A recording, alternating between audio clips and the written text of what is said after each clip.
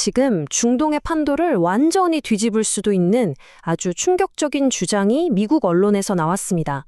바로 러시아가 이란 뒤에서 보이지 않는 손 역할을 하고 있다는 건데요. 오늘 이 의혹이 대체 어디서 시작됐고, 만약 사실이라면 어떤 파장을 몰고 올지 한번 깊숙이 들어가 보겠습니다. 자, 바로 이 문장입니다. 워싱턴 포스트의 보도인데요. 이게 오늘 우리가 파헤쳐볼 이야기의 핵심입니다. 러시아와 이란 사이에 우리가 모르는 거대한 비밀 협력 관계가 있다는 정말 폭발력 강한 의혹이죠. 이 주장이 얼마나 심각한 건지 제대로 이해하려면요, 러시아가 구체적으로 뭘 도와줬다는 건지부터 정확히 짚고 넘어가야 합니다. 이게 그러니까 이란한테 직접 미사일을 건네줬다는 얘기가 아니에요. 그게 아니고 미사일이 날아갈 정확한 좌표, 바로 그 위치 정보를 콕 집어 알려줬다는 겁니다. 총을 주는 게 아니라 어디를 쏴야 할지 알려주는 거죠. 그래서 이게 왜 중요하냐면요, 이 의혹이 사실로 밝혀지는 순간 이 분쟁은 더 이상 중동만의 지역 문제가 아니게 됩니다. 거대한 강대국들이 말을 움직이는 체스판으로 변해버리는 거죠. 자, 그럼 이런 엄청난 주장을 뒷받침할 만한 근거가 있긴 한 걸까요? 지금부터 그 연결고리를 한번 찾아보겠습니다. 주장의 배경에는 최근 공격들의 정밀도가 있습니다. 이게 그냥 우연히 때리는 수준이 아니라는 거예요. 전문가들은 이건 공격자들이 아주 수준 높은 정보를 갖고 있지 않으면 절대 불가능한 아주 정교한 패턴이라고 보고 있습니다. 실제로 공격받은 목표들을 한번 보세요. 지휘 통제시설, 레이더 기지, 지휘 본부. 전부 미군의 신경망에 해당하는 핵심 전략 자산들이죠.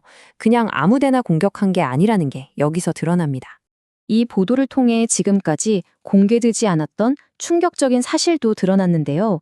바로 쿠웨이트에서 있었던 공격으로 미군 6명이 사망했다는 겁니다. 이전까지는 알려지지 않았던 내용이죠.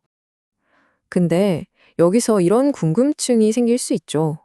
아니, 이란도 군사력이 약한 나라가 아닌데 굳이 왜 외부의 도움이 필요했을까 하고 말이죠. 전문가들의 대답은 아주 간단 명료합니다. 한마디로 이란은 이런 실시간 고급 정보를 스스로 얻어낼 기술, 특히 정찰 위성 기술이 아직 부족하다는 겁니다.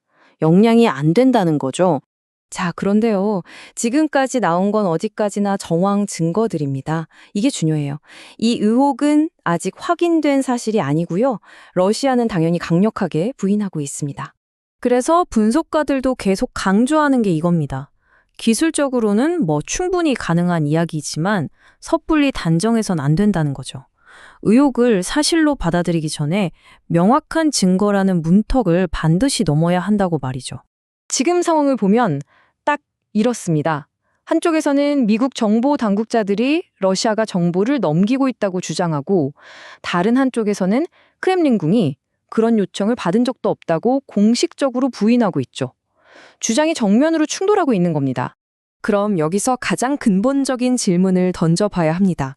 만에 하나 이 의혹이 사실이라면 러시아는 대체 뭘 노리고 이런 위험한 게임을 하는 걸까요?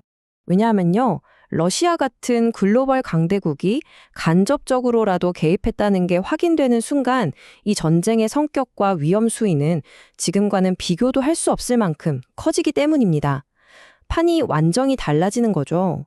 바로 이겁니다. 이 모든 지정학적 드라마의 한가운데 있는 가장 큰 질문이죠.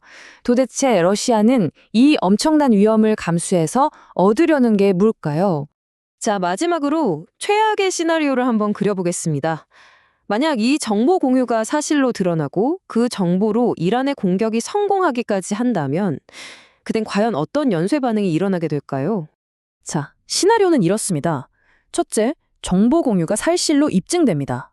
둘째, 그 정보로 미군 군함 같은 핵심 자산이 공격을 받습니다. 그럼 셋째, 미국은 어떻게든 보복에 나설 수밖에 없겠죠. 그리고 마지막, 그 파장으로 분쟁은 걷잡을 수 없이 커지는 겁니다. 보이지 않는 정보전이 순식간에 전면전으로 번질 수 있다는 거죠. 그 결과는 상상 이상일 수 있습니다. 단순히 군사 자산을 잃는 경제적 비용뿐만 아니라 미국의 국제적 위신에 큰 흠집이 나고요. 최악의 경우엔 미국과 러시아가 직접 충돌하고 분쟁이 전혀 다른 지역으로까지 번질 수 있습니다. 정말 판돈이 어마어마한 게임이죠. 결국 이 모든 상황은 우리에게 마지막 질문을 던집니다. 이렇게 데이터와 위성으로 싸우는 그림자 전쟁의 시대에 우리는 과연 언제, 어떻게 그 선이 넘어졌는지를 제대로 알 수 있을까요? 한 번쯤 깊이 생각해 볼 문제입니다.